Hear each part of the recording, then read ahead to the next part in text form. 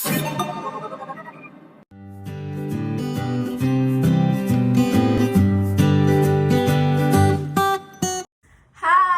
Assalamualaikum warahmatullahi wabarakatuh. Perkenalkan, nama saya Rista Dela Utari dengan NIM J1B020081, Prodi Teknik Pertanian. Perkenalkan, nama saya Mawadah dengan NIM J1B020055 dengan Prodi Teknik Pertanian. Oke, dah. Kode etik guru. Nama organisasi PGRI, Persatuan Guru Republik Indonesia. Bagian 1, pengertian, tujuan, dan fungsi. Pasal 1.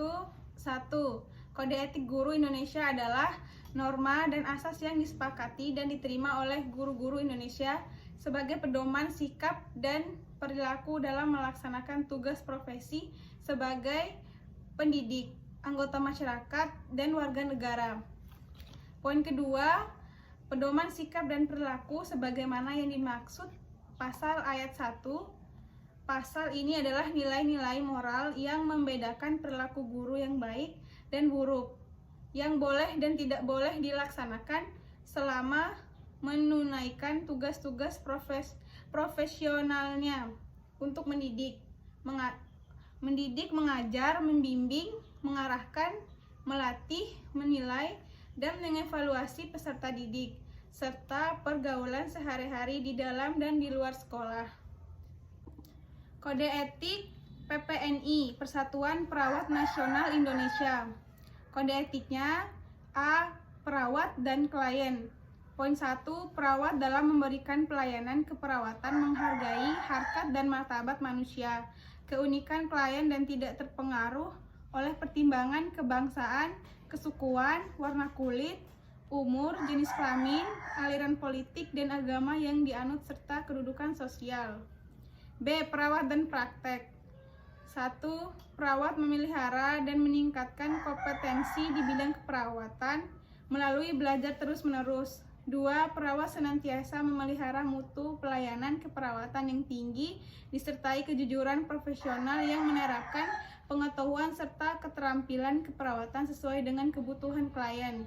Yang ketiga, perawat dalam membuat keputusan disadarkan pada informasi yang akurat. C. Perawat dan masyarakat. Perawat mengemban tanggung jawab bersama masyarakat untuk memprakarsa dan mendukung berbagai kegiatan dalam memenuhi kebutuhan dan kesehatan masyarakat. D. Perawat dan teman sejawat. 1. Perawat senantiasa memelihara hubungan baik dengan sesama perawat maupun dengan tenaga kesehatan lainnya, dan dalam memelihara keserasian suasana lingkungan kerja maupun dalam mencapai tujuan pelayanan kesehatan secara keseluruhan. 2. Perawat bertindak melindungi klien dari tenaga kesehatan yang memberikan pelayanan kesehatan secara tidak kompeten, tidak etis, dan ilegal. E. Perawat dan profesi. 1. Perawat mempunyai peran utama dalam menentukan standar pendidikan dan pelayanan keperawatan serta menerapkannya dalam kegiatan pelayanan dan pendidikan keperawatan. 2. Perawat berperan aktif dalam berbagai kegiatan pengembangan profesi keperawatan. Yang ketiga, perawat berpartisipasi aktif dalam upaya profesi untuk membangun dan memelihara kondisi kerja yang kondusif demi terwujudnya asuhan keperawatan yang bermutu tinggi. Kode etik dokter gigi. Nama organisasi Ikatan Dokter Gigi Indonesia. Kode etiknya kewajiban umum. Pasal 1. Sumpah dokter gigi.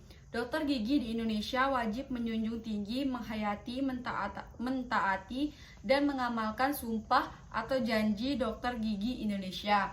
Pasal 2. Standar pelayanan profesi. Dokter gigi di Indonesia dalam menjalankan profesinya harus sesuai dengan ilmu atau seni kedokteran gigi dan sesuai dengan standar pelayanan serta prinsip-prinsip kemanusiaan.